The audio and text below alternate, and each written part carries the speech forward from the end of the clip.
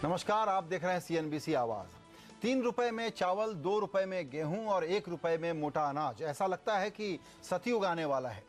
सरकार इसके लिए खाद्य सुरक्षा कानून लागू करने की तैयारी कर रही है। देश की 2/3 आबादी को इसके तहत बहुत सस्ते में अनाज मिला करेगा।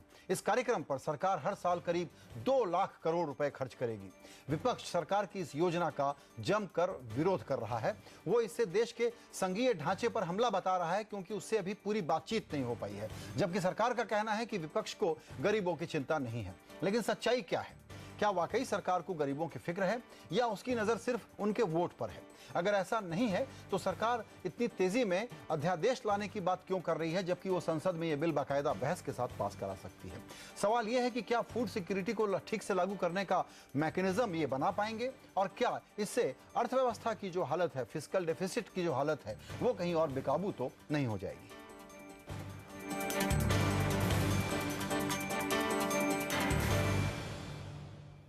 फूड सिक्योरिटी पर ही चर्चा करने के लिए हमारे साथ हैं बीजेपी के वरिष्ठ नेता सुधांशु मित्तल, कांग्रेस के वरिष्ठ नेता जगदंबिका पाल, हिंदू बिजनेस लाइन के कमोडिटी एडिटर जी चंद्रशेखर और फर्स्टपोस्ट.com के editor in chief are Jagannathan. सभी मेहमानों का शुक्रिया है। दोनों राजनीतिज्ञों से हम बात करें उसके पहले एक छोटा सा सवाल जगन्नाथन साहब आपसे।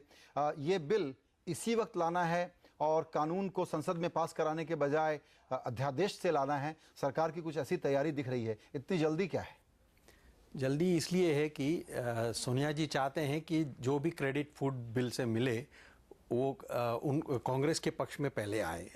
ये हो सकता है कि कुछ गड़बड़ होने के कारण सरकार पहले गिर जाए, उसके पहले उन्हें ये डेमोन्स्ट्रेट करना है कि हम ये लाना चाहते थे, और अगर हमने पहले अगर कुछ गड़बड़ हो गई तो कह सकते हैं कि ऑपोजिशन ने इसे गिरा दिया। इसलिए उनको थोड़ी जल्दी सी है। बिल्कुल।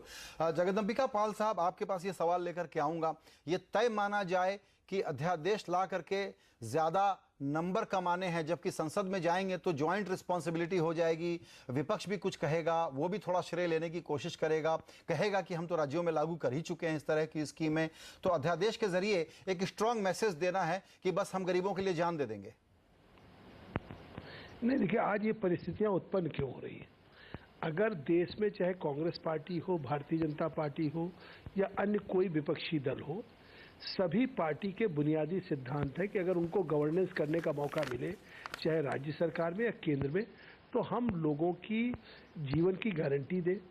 आपको याद होगा कि 1996 में चमेली सिंह बनाम उत्तर प्रदेश के मामले में एक सर्वोच्च न्यायालय ने कहा था कि किसी व्यक्ति के जीवन की गारंटी उसके भोजन की गारंटी है।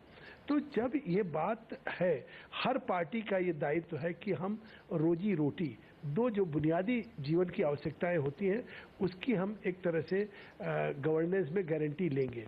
तो अगर आज कांग्रेस यूपीए सरकार को सत्ता में मौका मिला है, आप 14वीं लोकसभा आपने देखा कि इसी नेशनल एडवाइजरी काउंसिल ने, सोनिया जी ने कहा कि लोग पलायन हो रहे हैं, गांव में कोई रोजगार नहीं रह गया है, इसलिए गांव में कोई उद्योग नहीं है।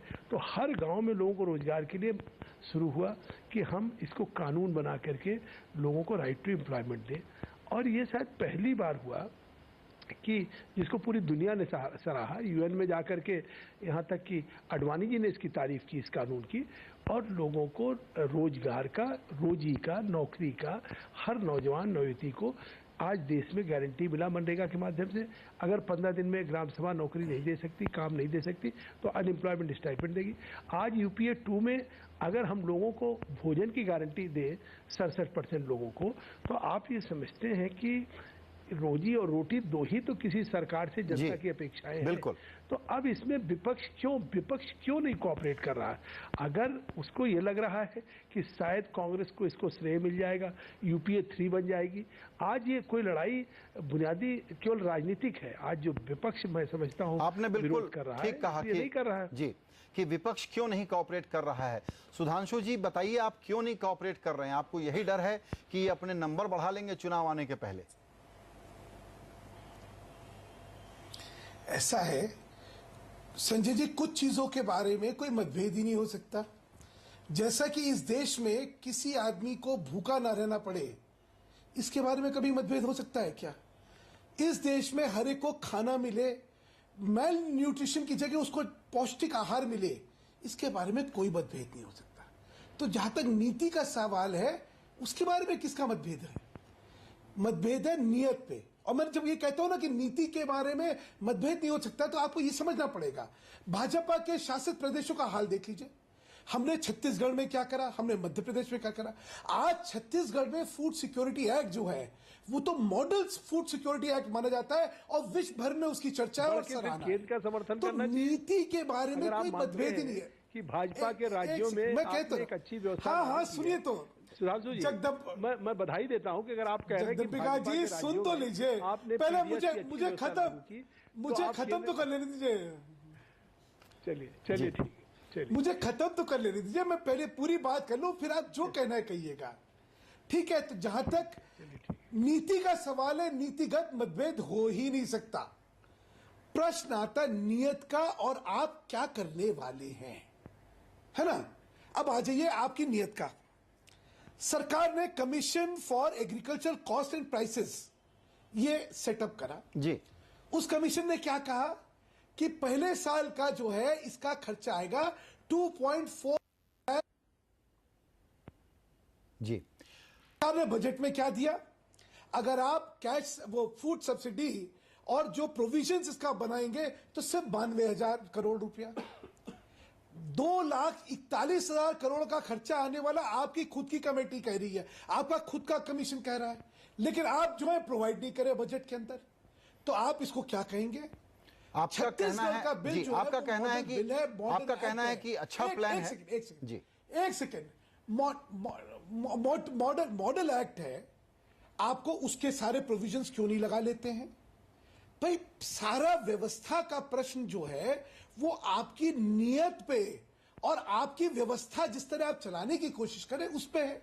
जैसे मैंने कहा, मैंने आपका बजट में क्यों नहीं प्रोविजन आपने करा, इसके मतलब क्या है? आप सिर्फ चुनाव को देख के घोषणा करना चाहते हैं, असलियत में कुछ नहीं करना चाहते।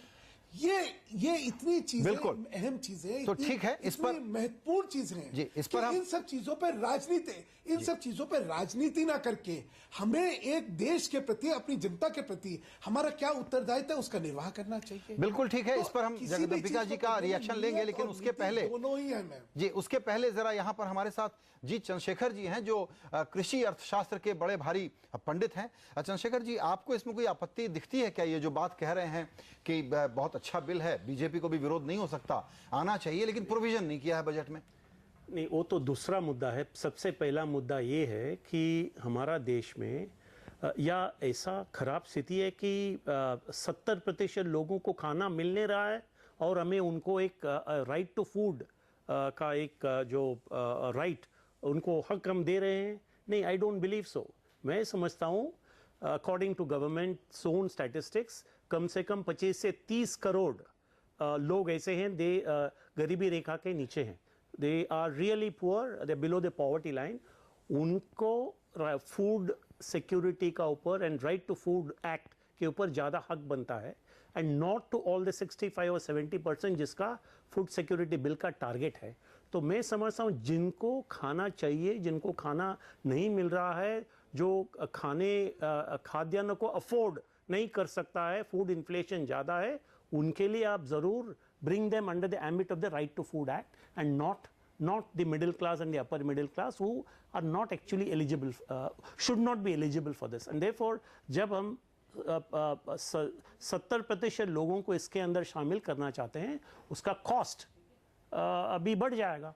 तो मैं समझता हूँ कि वी नीड टू इसमें जो शामिल करना चाहते हैं उन लोगों का जो संख्या है उसे कम करके it should go to the really poor and really needy, और उनको हम जितना भी सस्ते से जो खाद्यान्न वगैरह देना चाहते हैं, I have absolutely no objection at all. I want to support it क्योंकि फूड सब्सिडी हमारे देश में चाहिए। लेकिन आपका बिल्कुल एतराज सही है कि जो बेहद गरीब है उनके लिए तो ठीक है, लेकिन जो गरीबी रेखा के ऊपर वाले, जिसमें कि मध्य वर्ग का एक बड़ा तबका आएगा, उनको मिलना चाहिए कि नहीं, इस पर भी हम दोनों राजनीतिक पार्टियों के विचार लेंगे और आप लोगों से चर्चा आगे बढ़ेगी। छोटा सा ब्रेक।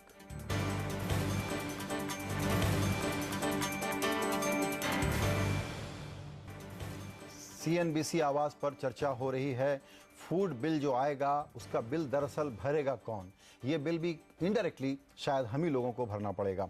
अभी जैसा कि जगन्नाथन साहब आपने सुना, इनकी राय थी कि एपीएल के लोगों को क्यों दिया जा रहा है, बीपीएल तक तो ठीक है। फिर सवाल ये है कि आप इसको पहुंचाएंगे कैसे और प्रोक्योरमेंट कैसा होगा, किस तरीके से होगा। आप सहमत हैं इस बात से कि एपीएल को देना दरअसल एक बहुत ही डेंजरस काम है इकोनॉमी के साथ? बहुत ही। जब आप जानते हैं कि 30 करोड़ लोग शायद इसके माने आइडियल हैं जो बिलो पॉवर्टी लाइन है, और 50 करोड़ लोग को आप 2 या 3 रुपए में अगर अनाज देना चाहते हैं तो बिल बहुत ही बड़ा होगा, जिसके लिए जैसे मित्तल साहब कह रहे थे उसके लिए आपने प्रोविज़न नहीं किया। दूसरी बात यह है कि इस साल में रबी हार्वेस्ट जो हुआ है वो आपने 45 मिलियन टन का प्लान किया था, लेकिन अभी मिला है 25-30। अगर एक साल आपको अगर ड्राउट हो गया, आप प्रोक्योरमेंट में आपको 75 मिलियन टन की ज़रूरत है इसके लिए, इस स्कीम को अगर पैसा हो भी आपको प्रोक्योर करने के लिए। अगर कोई भी साल में उससे कम होगा आपको इंपोर्ट करना पड़ेगा, आपको माने जो भी विदेशी मुद्रा लेके करना पड़ेगा। तो ये फिस्कल डेफिसिट में क्या होगा फिर? आप ना सिर्फ अनाज दे पाएंगे, यहाँ पे लोकल इन्फ्लेशन होगा, आपको इतना इंपोर्ट करना पड़ेगा और रुपये 60 या 65 पे चली जाएगी। आप ये बहुत बड़ा डिजास्टर कोट कर रहे हैं। बिल्कुल।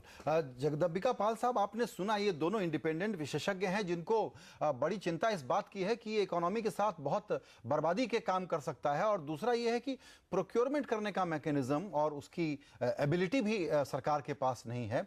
ऐसे में मुझे याद आता है शरद पवार साहब ने भी, हालांकि हो सकता है अभी वो इसको समर्थन दे दें पॉलिटिकल कारणों से, लेकिन वो विरोध कर चुके थे कि जब तक आप फूड प्रोडक्शन और प्रोक्योरमेंट और सप्लाई चेन को ठीक न कर लें तब तक कानूनी तौर पर इस प्रकार की गारंटी मत दीजिए। आपको लगता है कि यह कानूनी गारंटी देना दरअसल देश की अर्थव्यवस्था के साथ बहुत बड़ा खिलवाड़ है? पाल साहब, नहीं, ये देश हित में है। कम से कम मैंने दोनों एक्सपर्ट को सुना। पुगलिया जी, आप इस बात से सहमत होंगे कि दोनों ने सिद्धांत और इस बिल की को एक तरह से स्वीकृति प्रदान की है। केवल आपत्ति क्या है, जो रंगराजन की भी जो समिति बनी थी, प्रधानमंत्री ने बनाई थी, उन्होंने भी कहा था कि लाभार्थियों का अनुपात कम किया जाए। जबकि आप इसमें जानते हैं कि इसमें हमने चिन्हित किया है कि जो नेशनल एडवाइजरी कमेटी ने जो रिकमेंड किया था कि 75% लगभग आबादी को हम कवर करेंगे, लेकिन इसमें एक तरह से कौन सामान्य परिवार होगा और कौन सा प्राथमिकता परिवार होगा। प्राथमिकता वाले परिवार को हमने 7 किलो देने की बात की थी प्रति व्यक्ति, और जो सामान्य परिवार होगा उनको 3 किलो प्रति व्यक्ति देने की बात कही थी। ये तो एक देश की प्रगतिशीलता की निशानी है। आज अगर कहीं खाद्यान्न को कहीं स्टेशन पे या कहीं खाद्यान्न को खुले आसमान में प्रोक्योरमेंट की कमी है, बिल्कुल, इस पे तो बहस कई बार पार्लियामेंट में हो चुकी है। तो आज जितना खाद्यान्न हम हर साल कर रहे हैं, ये एक साइकिल चल रहा है कि 3 साल का जो स्टॉक है उसको हम नहीं कंज्यूम कर पा रहे हैं।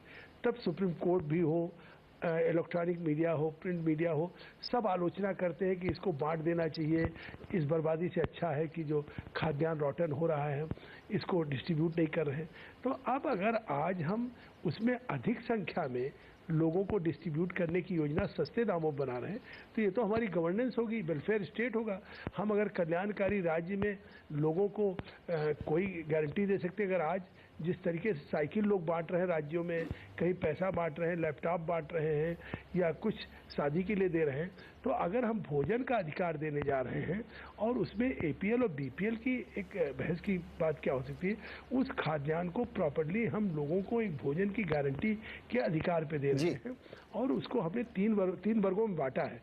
देखिए, उस विधेयक को अगर आप पूरा पढ़ेंगे तो मैं समझता हूँ कि फिर उसका जो उद्देश्य है और उसकी जो मकसद है, बिल्कुल ठीक है। आइए समाज इस पर उसे इस पर हम राय लेते हैं। चंद्रशेखर जी, आप डिसएग्रीमेंट में सर हिला रहे थे, कुछ कहना चाहते हैं आप? ज़रूर। मैं समझता हूँ इसका जो बिल का मकसद बहुत सही है, अच्छा है, नेक है।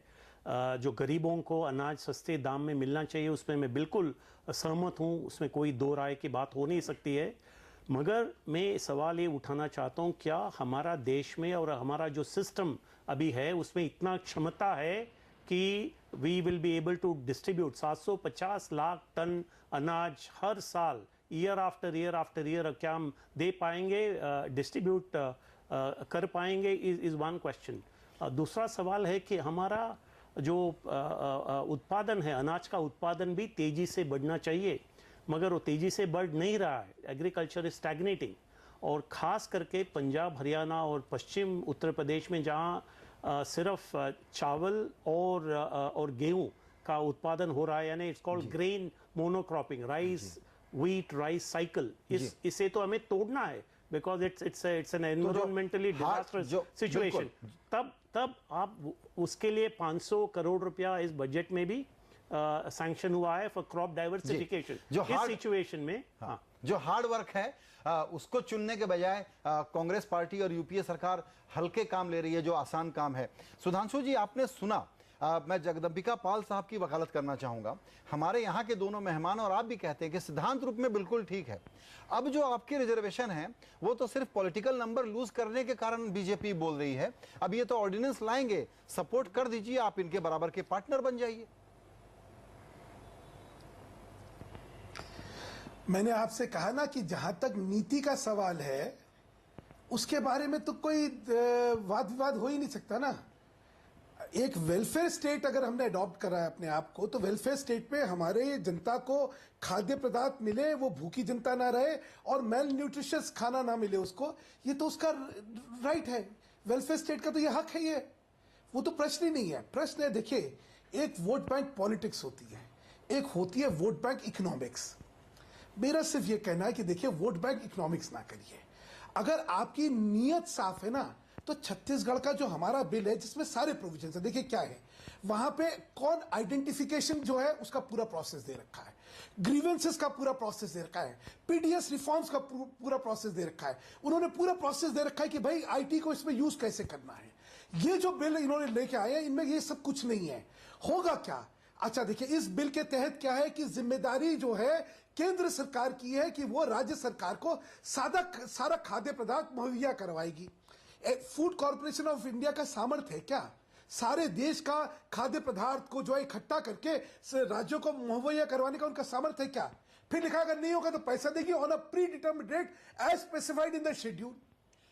इसका जो इम्प्लीमेंटेशनल मैकेनिज्म है वो आज भी वर्कआउट नहीं हुआ है। पहले वो करिए, पहले व्यवस्था का जो बैकएंड है जिस तरह इसको आप सुचारू रूप से इंप्लीमेंट कर सकते हैं उसको, उसकी डिटेल वर्कआउट करिए, तब कहीं जाके कोई लगेगा ना कि हम लोग वाकई कोई चीज जो है वोट बैंक पॉलिटिक्स नहीं कर रहे हैं, हम वाकई देश के भलाई के लिए, जनता की भलाई के लिए कुछ कर रहे हैं। नहीं, ये अगर आप इस तरह से बिना तैयारी करे हुए ये अहम मुद्दा है, सिर्फ बाउंड्री पॉइंट स्कोर करने के लिए, एक राजनीति में वोट बैंक इकोनॉमिक्स करने के लिए अगर आप ये करेंगे तो ठीक नहीं है। आपका ये पॉइंट सही है और इसका जवाब हम जगदम्बिका पाल जी से लेना चाहेंगे।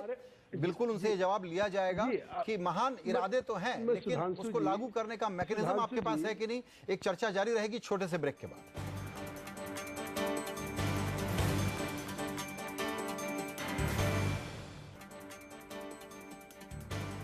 CNBC आवाज पर हम चर्चा कर रहे हैं फूड सिक्योरिटी बिल अगर आएगा तो उसके पॉलिटिकल और आर्थिक नतीजे क्या होंगे। जगदम्बिका पाल साहब, अब आपसे ये सवाल है, आपने मेहमानों की सबकी राय सुनी है। दरअसल इरादा बहुत अच्छा है, लेकिन बगैर तैयारी के लागू करने से ही दिखता है कि सिर्फ पॉलिटिकल इरादे हैं आपके।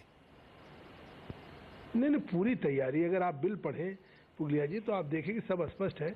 उन परिवारों का आइडेंटिफिकेशन राज्य का दायित्व है। ये बिल जो हम ला रहे हैं इसमें ऐसा नहीं कि केवल केंद्र सरकार श्रेय लेना चाहती है। केंद्र सरकार राज्य सरकार के साथ मिल करके उस प्राथमिकता के परिवार हों चाहे सामान्य परिवार, उनको आइडेंटिफाई करेगी, नंबर डिसाइड करेगी, डिस्ट्रीब्यूशन की भी जो जिम्मेदारी है वो सारी तैयारी है। और मैं समझता हूँ इसमें राज्य का भी एक दायित्व रहेगा। लेकिन बस वही सुधांशु जी को लगता है कि चुनाव है। आखिर इस बात को अगर ये कह रहे हैं कि साहब पैसे का प्राविधान नहीं, तो हम कह रहे हैं इस बिल को सपोर्ट कर दें, पास हो जाने दें। अभी 1 साल चुनाव है, अगर हम इसके लिए व्यवस्था नहीं कर पाएंगे तो इसका नुकसान तो हमें होगा कि अगर 2 लाख करोड़ या 750 मिलियन मतलब कहाँ से खाद्यान्न आएगा। ऐसे ही तो जब हम राइट टू वर्क की बात कर रहे थे, 5 करोड़ किसानों को जब हम 72,000 करोड़ जब हमने कर्जा माफी किया, तब भी कह रहे थे कि कहाँ बजट में प्रोविजन है। तो आखिर जब हमने इसके पहले इसके पैसे का इंतजाम आप कर लेंगे। बिल्कुल। आइए इस पर हम सुधांशु जी, अगर मैं एक शरारती रिपोर्टर के तौर पर इसको इंटरप्रेट करूं जगदम्बिका जी के बातचीत को, तो ये कह सकता हूं कि लगता है चिदम्बरम साहब ने इनको कह दिया है कि आप कर लीजिए, पैसों की जरूरत पड़ेगी मैं कहीं से भी ला दूंगा। तो इनके पास तैयारी है। ये उल्टा मामला है।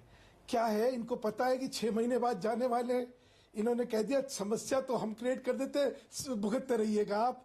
इस तरह नहीं होता है। दूसरा, इन्हीं के एक आंकड़े देना चाहता हूं मैं। 2004 में ऑफटेक थी 29 मिलियन टन्स की, और जो नीचे तक पहुंचा सिर्फ 46% पहुंचा।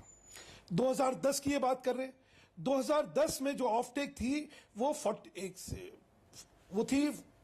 46 मिलियन टन्स जी। पहुंचा कितना, 54% पहुंचा। अरे अभी आपके पीडीएस में अभी तक तो कंट्रोल कर नहीं पाए आप, और आप जो है इतनी बड़ी अब अच्छा, ये तो क्या था, कितना परसेंट कवरेज थी, इतनी बड़ी स्कीम आप लेके आना चाहते हैं, इतनी बड़ी स्कीम आप इंप्लीमेंट करना चाहते हैं बिना तैयारी के। राज्य सरकार होगा। वोट बैंक इकोनॉमिक्स ना वितरण करिए, प्रणाली राज्य का विषय है। वोट बैंक इकोनॉमिक्स ना वोट करिए, बैंक खाना इकोनॉमिक्स की बात कर रहे हैं। अब देखिए, माफ करिएगा, अब यहाँ पर चलते चलते 2 कमेंट हम अपने इंडिपेंडेंट विशेषज्ञों का लेना चाहेंगे। पहला सवाल आपसे होगा Chandrashekhar ji, as a conclusion point आपका क्या कहना है कि इस बिल को लागू हो जाने में सबसे बड़ा खतरा क्या है, किधर आप चैलेंज के तौर पर इशारा करना चाहेंगे? इसमें 4 चीज के ऊपर हमें बहुत ध्यान देना पड़ेगा। उसमें क्लैरिटी कम है।